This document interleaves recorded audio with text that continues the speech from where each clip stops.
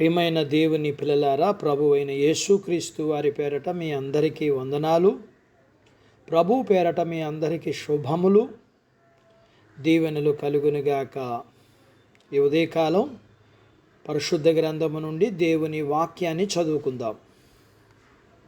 లూకా సువార్త 16వ అధ్యాయము 25వ వచనాన్ని చదువుకుందాం.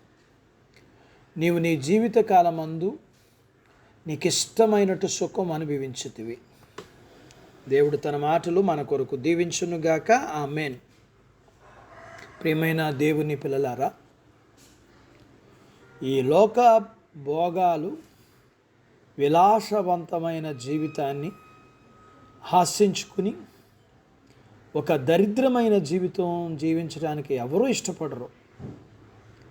జీవితాంతం సుఖపడడానికి కావలసినంత డబ్బు సంపాదించుకుని మనకిష్టమైన జీవితం జీవించాలని కలలు కంటాం. నా ప్రాణమా, తినుము, త్రాగుము, సుఖించుము, సంతోషించుము అనే భావన మనసులో ఉంటుంది. కావలసినంత సమకూర్చుకుని నిశ్చయంగా ఉంటాం. ఏ విషయానికి దేవుని మీద ఆధారపడాల్సినంత అవసరం లేనంతగా ధనము బ్యాంకులో ఉంటుంది. ప్రభువారు చెప్పిన ధనవంతుడు లాజరు సంఘటన మనుషుల జీవన విధానానికి అద్దం పడుతుంది. సుఖం అనుభవించాలని కోరుకోని వారు ఎవరూ ఉండరు. ధనవంతుడు ఆయన సంపాదించిన డబ్బుతో ఖరీదైన బట్టలు కోరుకుని రుచికరమైన భోజనం చేస్తూ రోజు సుఖం అనుభవించాడు. అందులో తప్పేముంది? అంత మాత్రానికే నరకానికి ఎందుకు వెళ్ళాడు? అతనేమైనా దొంగతనం, వ్యభిచారం, మోసం చేసినట్లు, అబద్ధం అన్నట్లు రాయబడలేదు. అయితే దేవుడు అన్యాయస్తుడా? దేవుడు అన్యాయస్తుడు కానే కాదు. పరలోక రాజ్యం దేవునిది. అందులో ప్రవేశించడానికి ఎలా జీవించాలో దానికి కొన్ని నియమాలు పెట్టాడు. ధర్మశాస్త్రంకు మూలమైన నిన్ను వలే నీ పొరుగువాన్ని ప్రేమించిన వాళ్ళని దేవుడు కోరుకున్న దానిని చేయకుండా మనకు పరలోక రాజ్యం ఉండదు. ఆ నియమాలు పాటించినందువల్ల ధనవంతుడు నరకానికి వెళ్ళాడు. దేవునికి ఇష్టంగా జీవించడానికి వారికి మాత్రం ఇందులో ప్రవేశం ఉంటుంది తప్ప తమ ఇష్ట ప్రకారం ఈ లోకానుసారమైన జీవితం జీవించే వారికి కాదు.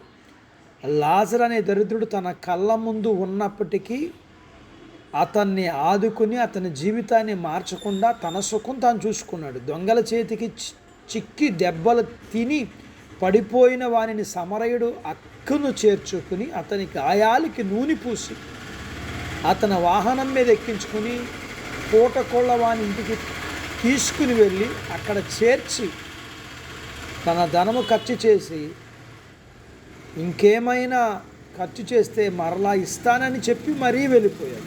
మరి మనం ఎలా జీవిస్తున్నాం? దేవుడు తన మాటలు మన కొరకు దీవించునుగాక. ఆమేన్. ప్రార్థించుకుందాం.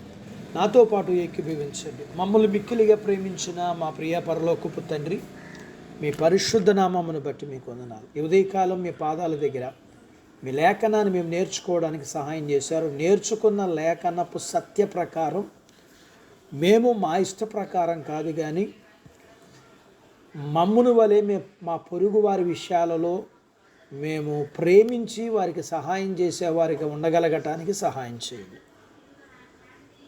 మీ పిల్లల్ని మీరు దీవించండి. చిన్న బిడ్డలను, యవనస్తులను, వృద్ధులను, స్త్రీలను, పురుషులను దీవించండి.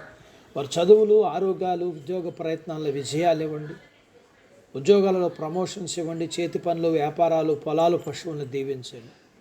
వివాహాలు కాని వారికి అవటానికి, గర్భం లేని వారికి ఇమ్మని, గర్భఫలములు కలిగిన వారికి సుఖమైన ప్రసూతి ఇమ్మని, ప్రసూతైన తల్లి పిల్లలకు ఆరోగ్యాలకి ఇమ్మని, మీ పిల్లల అవసరాలు, సమస్యలు, బలహీనతలు, రుణాల నుంచి విడిపించి మీ పిల్లల్ని మీరు దీవించమని యేసు ప్రభు వారి పేరట స్తుతించి ప్రార్థించి అడిగినవన్నీ పొందుకొని ఉన్నాము తండ్రి. ఆమేన్. దేవుడు మిమ్మల్ని దీవించునుగాక.